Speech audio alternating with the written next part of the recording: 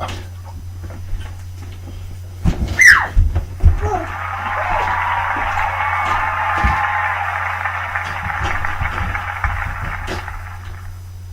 now, we must turn to the issue of gun violence in America today.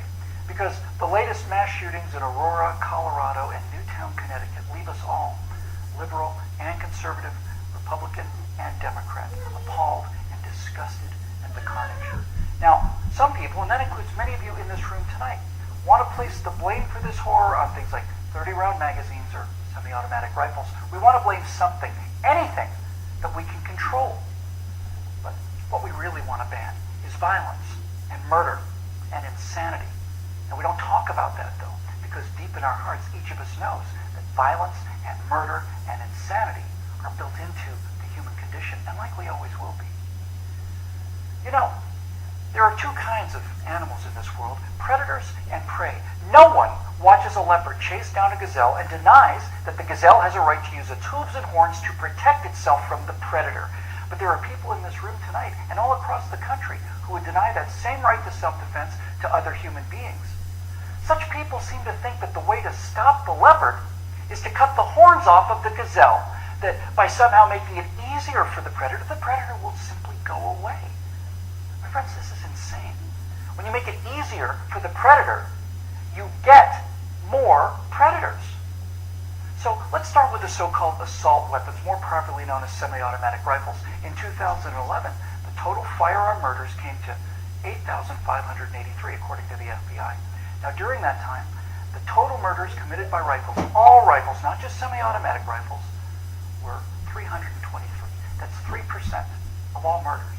Hammers and clubs kill half again as many people as rifles. Hands and feet murder twice as many. And knives kill 5 times more Americans than all rifles combined.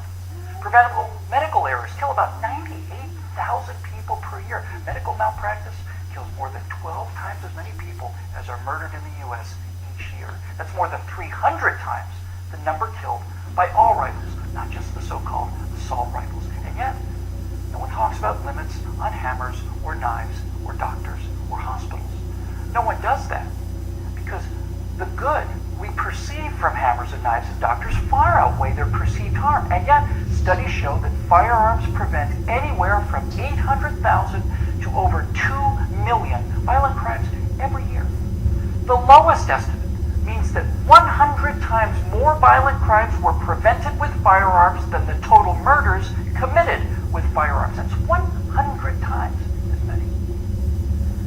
Now, in October of 2007, Amanda Collins was walking to her car after a night class at the University of Nevada at Reno.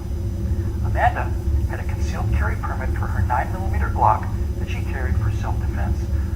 Unfortunately for Amanda, UNR is, like most college campuses, a gun-free zone. So, like the law-abiding citizen that she is, she did not have her gun with her in this gun-free zone when she was attacked by James Bila. Bila raped her on the UNR campus, less than 300 yards from the campus police office. He then walked away. And a few months later, this human predator went on to murder 19-year-old Breonna Dennison. Amanda Collins went on to say, quote, "I know, having been the first victim, that Breonna Dennison would still be alive had I been able to defend myself that night," unquote. Therefore, I am directing the virtual Attorney General to aggressively challenge any gun control laws that violate Amanda Collins' right not to be raped, Breonna Dennison's right not to be murdered. You're not forced to abandon your First Amendment right when you enter Chicago or New York, or your Fifth Amendment rights when you walk onto a college campus. As virtual president, I will veto on the spot, without hesitation, but with a great deal of pleasure, any and all attempts to destroy any of the Bill of Rights of the Constitution of the United States of America. Because, when it's all said and done, the Second Amendment to the Constitution is not there to protect us against criminals. And the people calling for gun control know this. That's why they want gun control instead of crime control. That's why they want laws that, at the stroke of a pen, turn law-abiding citizens into criminals. The Second Amendment is there to protect the American people from tyranny. The Second Amendment is there to protect the American people from politicians. The Second Amendment is there to protect the American people from us, Some politicians claim America deserves a vote on this issue. Okay, let's have a vote. Those of you advocating infringement on the right of the people to keep and bear arms need to go to the American people with the 28th Amendment, which would simply read, the Second Amendment to the Constitution is hereby repealed. That would, for the first time, give you the legal authority to do what you have been doing and what you are trying to do now in direct violation of your oath of office to defend the entire Constitution of the United States, not just the parts you happen to approve of.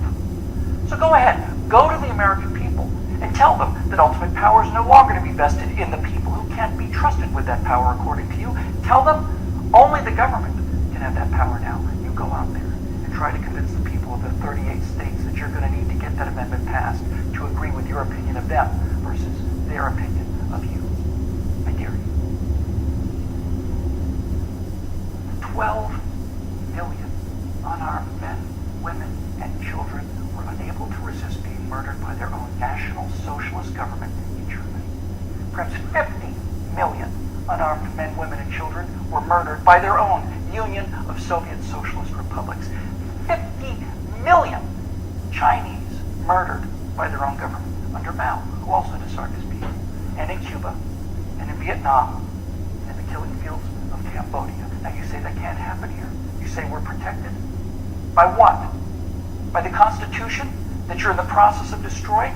You are in violation of your oaths of office by so much as introducing this legislation, let alone passing it.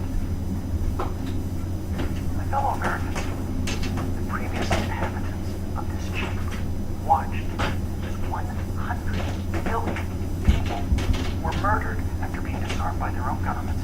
Every single one of those men, women, and children were as real and precious and irreplaceable as the children in Newtown. And I tell you here and now that I will be damned if I will let that happen to